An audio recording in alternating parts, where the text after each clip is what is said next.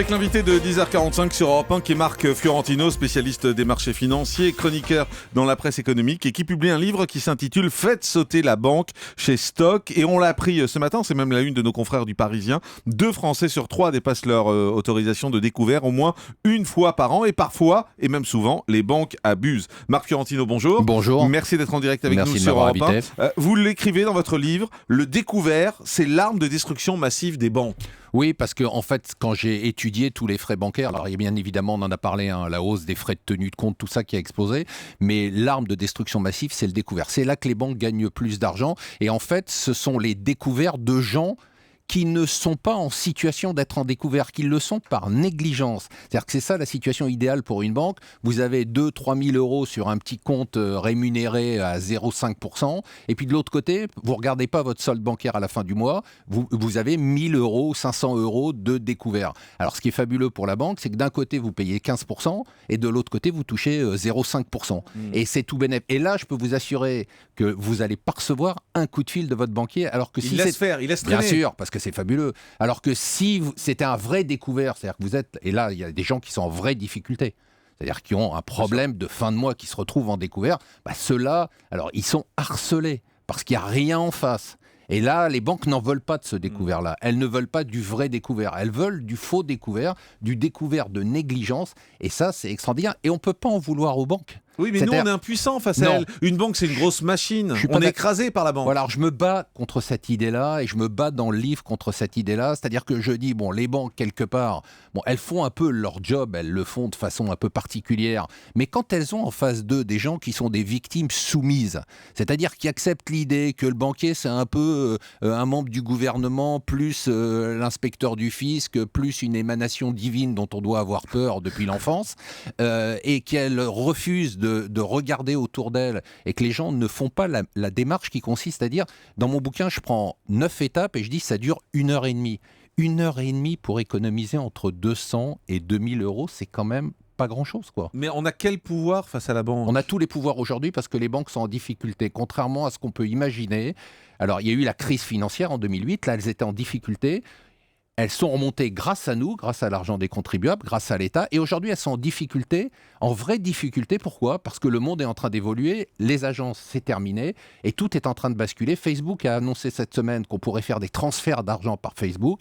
Demain, vous allez payer tout dans les magasins avec votre Apple. Donc la banque a besoin de nous. La banque, aujourd'hui, vous êtes en position de force par rapport à la banque. Tout a basculé, sauf, je le répète, pour les gens qui sont en vraie difficulté. Et cela, malheureusement, il leur reste la Banque Postale ou le Compte Nickel ou d'autres. C'est aujourd'hui la meilleure banque, la Banque Postale ? Pour les gens en difficulté, oui. 39 21. Bonjour Cédric. Bonjour. Bienvenue sur Europe 1. Vous nous appelez de Clermont-Ferrand et vous aviez une question à poser. Alors moi, ce que je me demandais, c'est s'il y avait possibilité en fait de récupérer un petit peu tous les frais qu'on peut classer comme abusifs, enfin qu'on peut considérer comme abusifs.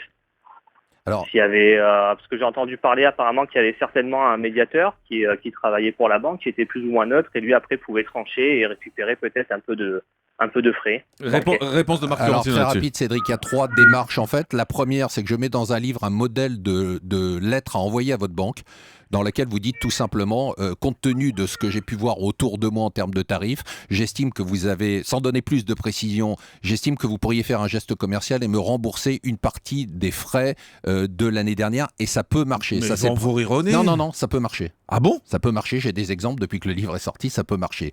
On leur dit juste, voilà, Oui. j'ai vu les tarifs Oui, ailleurs, oui, parce que vous êtes trop cher, remboursez-moi une voilà, partie des parce que frais. vous êtes en position de force et vous leur dites, bon, si Autrement, je m'en vais. Voilà, après, c'est votre décision. Donc ça, c'est normal, aujourd'hui. Mais attendez, les gens négocient, Cédric, vous négociez dans des magasins, vous regardez votre opérateur télécom, vous le comparez. Pourquoi vous ne le faites pas pour la banque ? Ça, c'est la première chose. J'ai essayé. Le deuxième... Et qu'est-ce qu'on vous a dit quand vous avez essayé, Cédric ? Alors moi en fait j'y suis allé avant d'être dans une situation difficile parce qu'on avait un salaire en moins dans le loyer, dans le foyer. Ouais. Et du coup on avait écrit une lettre comme quoi on était dans une situation qui allait être délicate et qu'on pouvait peut-être pas assumer les crédits. On s'est renseigné dans un premier temps déjà s'ils pouvaient pas geler les crédits parce qu'apparemment ça c'est réalisable. Donc il l'a pas fait, donc on s'est fait assommer de frais bancaires. Plus ils nous ont envoyé des huissiers parce qu'on n'a pas pu payer 2 mois de crédit seulement. Ouais, mais Et, du coup, ça Marc leur fait Fiorentino, l'effet, si je comprends bien, ouais. c'est pas en situation difficile qu'il faut faire ça. Non, c'est en Bah situation. oui. Alors, pour la situation difficile, là où vous avez raison, c'est le médiateur du crédit. Et ensuite, il faut se mettre en contact avec des associations, type l'association la FUB, l'association des utilisateurs banques, Des usagers des banques, pardon, et aussi UFC Que Choisir, qui va, bon, c'est pas un scoop, hein, ils l'ont pas dit, mais c'est leur prochaine attaque, ça va être contre les banques. C'est-à-dire, ils ont fait ça avec Foncia il y a quelques jours. C'était un petit coup d'essai, et je pense que leur vraie cible, ça va être les banques. Ils vont regrouper des consommateurs un peu comme vous, qui sont dans des positions un peu difficiles pour essayer de mener des actions contre les banques. Donc il faut les contacter. Merci Cédric en tout cas. Bonjour Christophe. Oui, bonjour. Bienvenue sur Europe 1. Vous aviez, vous, une plainte par rapport à votre banque qui vous prenait beaucoup de frais par rapport à un découvert. Ouais, voilà, c'était pour vous raconter vite fait.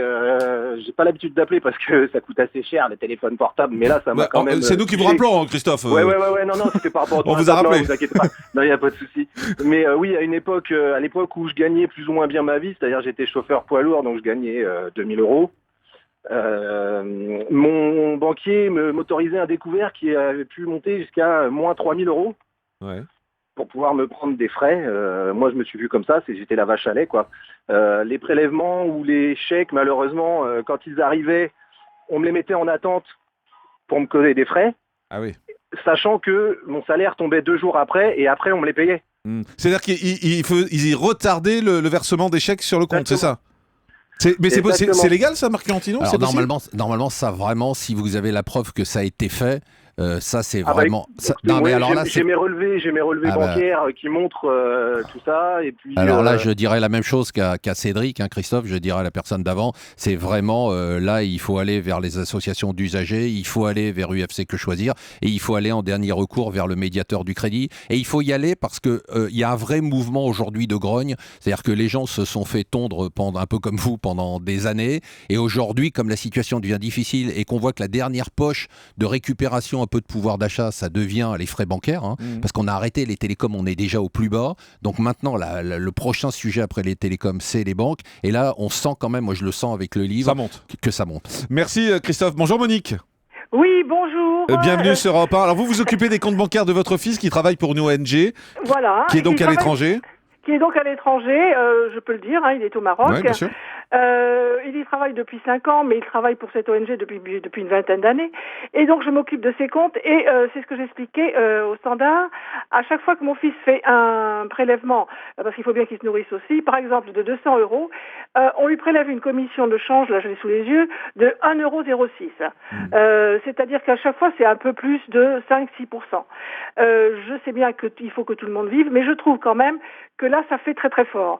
En fin d'année, ça a représenté l'année dernière près de 600 € de commission de change. C'est énorme. Alors, je trouve que c'est énorme. Je me fais un devoir de renvoyer chaque année au directeur du LCL une photocopie de tous les relevés de mon fils en expliquant quand même son cas. Je trouve que c'est un peu fort de prélever autant d'argent. Après tout, ce n'est qu'un clic. Voilà. Marc Fiorentino, là-dessus, elle peut faire quelque chose, Monique, ou pas? Monique, d'abord ça, vous avez mis le doigt sur la deuxième, après le découvert, c'est la deuxième source vraiment de gros revenus pour les banques. Alors vous pouvez faire deux choses. D'abord, je pense qu'il faut que vous mettiez plus de pression quand vous envoyez votre relevé pour dire bon bah là je demande voilà un remboursement d'une partie des frais parce que je les trouve abusifs et si vous ne le faites pas, je change de banque. Ça c'est la première des choses. La deuxième des choses, c'est qu'il y a aujourd'hui de plus en plus, je vous dis, de plus en plus de sociétés qui font du transfert de fonds des startups. Il y a par exemple, alors c'est un homme connu, hein, il y a une boîte qui a monté Éric Besson, l'ancien ministre, qui s'appelle Paytop et qui fait ça, c'est-à-dire qui fait des transferts pour les gens à l'étranger quasiment à zéro ou presque zéro. Donc je vous conseille de vous renseigner. Vous tapez sur Google transfert à l'étranger, vous verrez que vous aurez pas mal de solutions. Merci Monique. En tout cas, il y a un conseil que vous donnez dans ce livre, c'est de changer de banque. Et alors parfois, ça nous paraît énorme de changer de banque avec tous les transferts à faire. Vous dites d'aller sur les banques en ligne. Qui appartiennent en fait aux grosses banques. Voilà, ce que je dis c'est, je sais que c'est dur de changer de banque, donc passez par une étape intermédiaire. Gardez votre compte en banque et ouvrez un deuxième compte dans une banque en ligne, le temps de vous acclimater. Et si vous avez peur des banques en ligne, parce qu'il y a des fantasmes sur les banques en ligne et sur l'internet, allez dans la banque en ligne de votre banque. Par exemple, puisque- BNP Paribas, c'est Hello Bank. Et, Voilà. et en plus, si vous allez chez Hello Bank alors que vous étiez chez BNP Paribas, vous gardez votre numéro de compte, vous gardez vos cartes de crédit, vous gardez tout, sauf qu'au lieu de payer 250 ou 300 ou 400 euros, vous payez zéro. Ah oui, et ça, c'est pareil quasiment pour toutes les grosses banques. Et c'est pareil, Société Générale à Boursorama, Crédit Mutuel à Fortunéo, toutes les banques ont leur pendant. Et on perd rien dans le service ? Mais on perd rien. Il n'y a plus de service bancaire aujourd'hui. Aujourd'hui, vous avez déjà essayé d'appeler votre agence, vous allez tomber sur un call center. L'agence, c'est un concept. Sauf si vous y rentrez, mais plus personne. Il y a 2/3 des Français qui n'ont pas mis les pieds dans leur agence depuis 1 an. Donc c'est fini l'agence. Donc aujourd'hui, on va sur les banques en ligne, ça c'est la première étape. Ça, c'est la première qui est plus étape. simple. Et ensuite, comment on compare ? Alors il y a des comparateurs partout sur Mais Internet. ils sont honnêtes, ces Oui, comparateurs ? très honnêtes. Ils appartiennent Non, pas aux banques. Pas du tout. Il y a un comparateur, je veux donner des noms. Il y a un truc qui Ouais, s'appelle allez-y. Panora Bank, Ouais. qui est très bon, Un deuxième ? qui est payé. Alors bon, il y en a plein. Non, mais c'est histoire de citer deux, meilleure banque. Après, il y a D'accord. meilleur taux pour les taux. Et donc vous tapez d'ailleurs. Allez, c'est simple comme ça. Je vous oriente pas. Tapez comparateur banque sur Google. Vous en avez 10 qui vont apparaître. Et la plupart, regardez bien qu'ils ne font pas partie d'un groupe C'est ça. bancaire. La plupart sont indépendants. D'accord. Votre livre s'appelle Faites sauter la banque, le guide pour économiser votre argent. Il y a plein d'astuces, c'est très pratique, hein. C'est très concret, c'est paru chez Stock. Merci Marc Merci à vous. Fiorentino d'avoir été en direct avec nous sur Europe 1.